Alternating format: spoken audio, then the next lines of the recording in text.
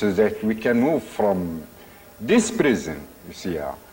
But I think it's not only the name that gives it that definition, it's a prison. And the name is? In the meantime, I can say the whole area, the whole place that we are living is a prison, is a jail. Not just this building? No, not just this building. I'm talking about, in general, about the total situation. You can live in a very bombarded villa, apartment, outside, but you are still in jail because you are deprived of your freedom, freedom of expression. Try to imagine I'm living in a big villa, a millionaire. I have a Pontiac, 1997. Once I go in the street, they call me nigger. So what does it mean? It's nothing. It's nothing in front of my self-dignity, my personal dignity, my human dignity. I think I can talk that we are living in a big jail.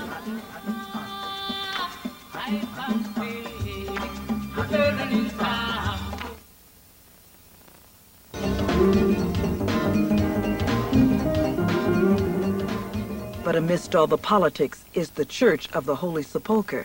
This is the site where Christians believe Jesus was crucified, buried, and rose from the dead.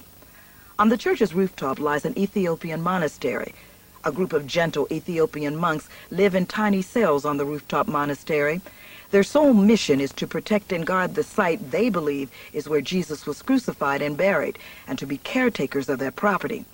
I was honored to be granted a rare interview with Father Jesus about their commitment. Abba, how long have Ethiopians been in this area? כמה זמן אתיופים כאן באזור הזה? Over 1,500 years. So why has it been so difficult for him to hold, for the Ethiopians, to hold on to this land? למה זה יותר מדי קשה לשמור או להישאר פה במקום הזה?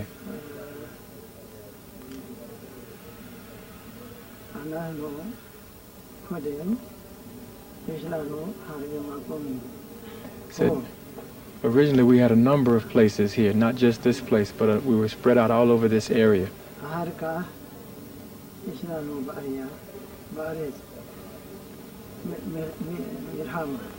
Afterwards there was a problem, there was a war.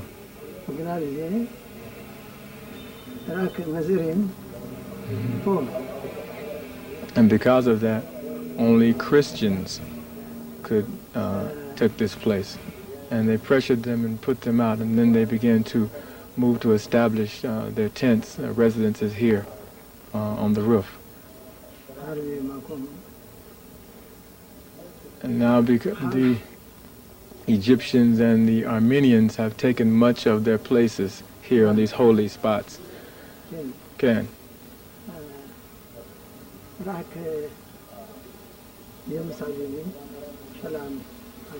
Just the area, surrounding area, is theirs here in the old city. How long can they stay here? How long are they prepared to stay here? He said they're ready to stay forever, forever long, for however long. Are you guarding the tomb of Jesus? אתה השומר, אתם השומרים של המקום של ישוע. He said, we are guardians. He said, despite the problems with the Egyptians and the Armenians and others, we are guardians, and we are here to maintain that. And what makes him stay? למה אתה משאר פה? He said, I added, because the life is very hard here. He said, the life is not hard here. He said he remains because he desires to maintain a holy a presence, to pray holy prayers and maintain the African presence here. As I continued to trace the African presence in Israel, I journeyed to a town called Rahat, where I met with El Abid. And while he's also an Afro-Arab, his experiences in Israel are quite different from Ali Jaddah's in Old Jerusalem. How do you get along with the Israeli government? كتم متخصصين مع ممشلات إسرائيلية. He said, he said nobody is bothering or disturbing them. They live here freely.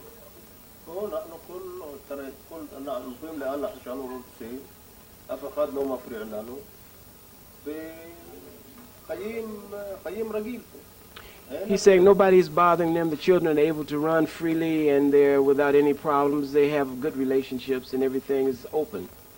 So then what opinion does he have of African Americans? The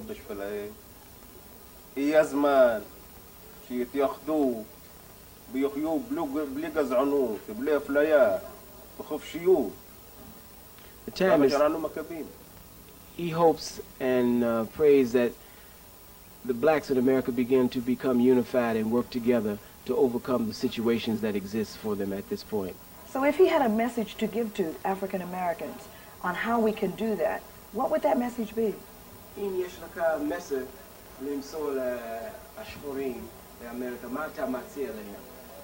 הם צריך להיות להם מנהיג טוב. הוא יכול להוציא אותם מהבוץ, הוא יכול לחזק אותם, ולא יהיו פלגים. He says black Americans need strong leadership, sincere leadership that will lead and guide them in the right manner. What does he see as our future? מה אתה רואה לעתיד לשחורים? תמיד שיהיו עבדים ללבנים. He said that black Americans have continued to be slaves to white America. And if you don't develop that strong leadership and begin to work in solidarity hand in hand, there will be no future. There is no future. He sees no future. Ironically, Mr. Apid felt there was no future for African Americans if we didn't start working together as a people. I noticed that the African Hebrew Israelites in Dimona were already practicing unity.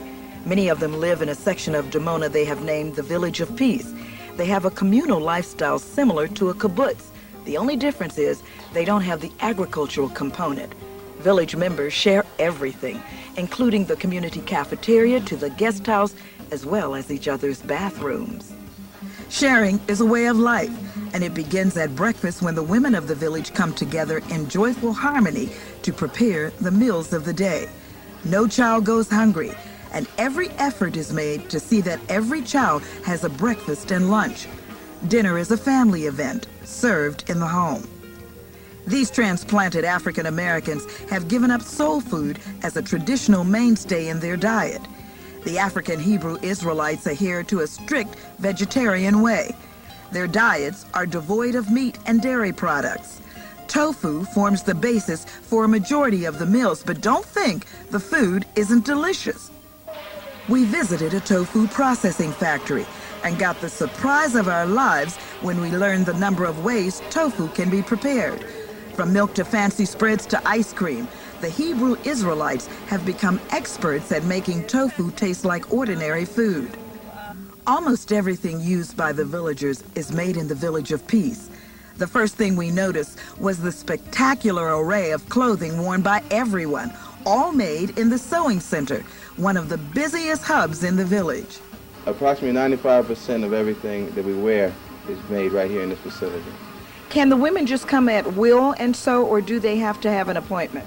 Well, they have to have appointments. However, when there's an open spot, they can just come and sit down. The Village of Peace in Dimona is a place where a holistic way of life is at the core of everything, from what they eat to what they wear, and even to giving birth. The House of Life healthcare facility is almost exclusively a birthing center. The villagers credit the phenomenon to the healthiness of the community based on a holistic lifestyle.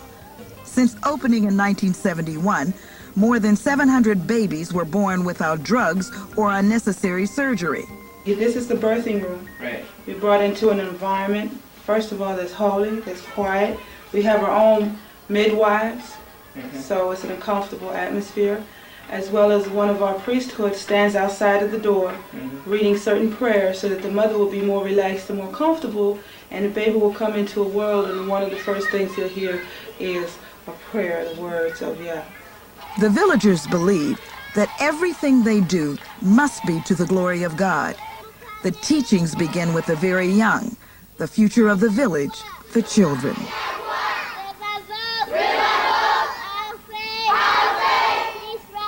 Israel! The villagers sacrificed everything to build a school for their children, a school that has become the center for education for the whole community.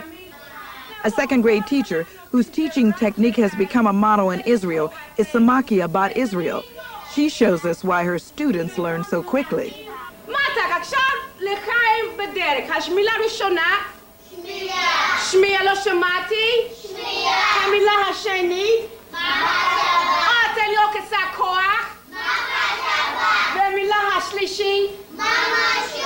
In the United States, there's a book called The Bell Curve. It says that children who are born in poverty, black children, cannot learn.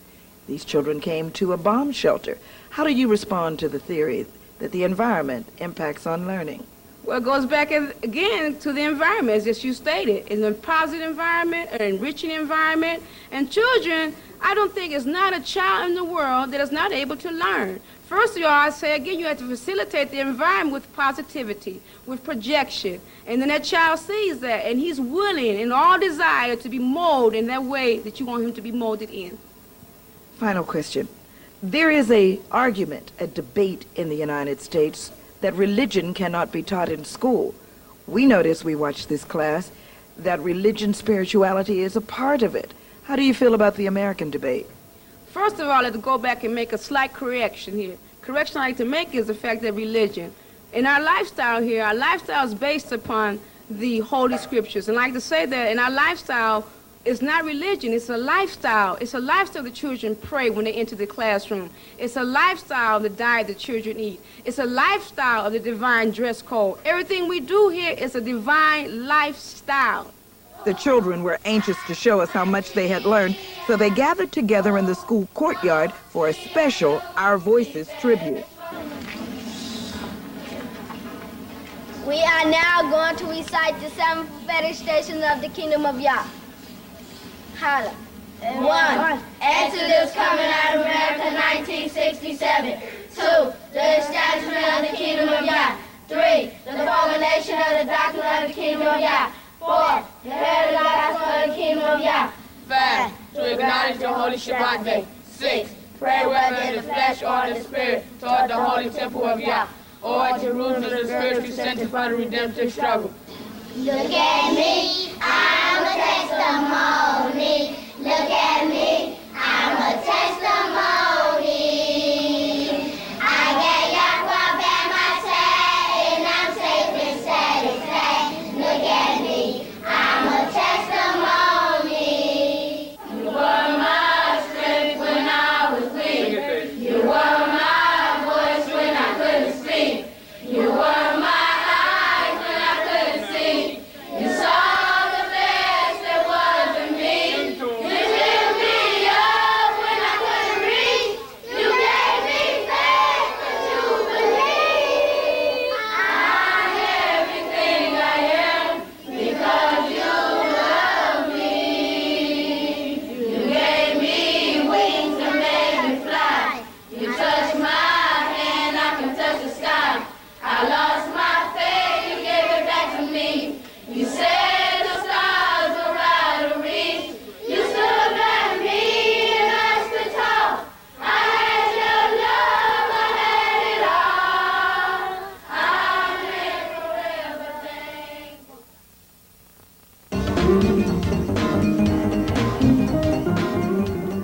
Despite the trials and tribulations they face in Israel, the villagers have managed to carve out a way of life.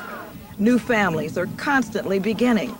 Weddings are a major celebration in the village, and sometimes the ceremony doubles. And there is singing and dancing and celebration when Prophetic Destiny, the village's star singing group, did a final performance the night before they left for a tour in Nigeria, Africa. And what you have seen is only a part of our journey in Israel as we search for an answer to the question, why Israel and not Africa?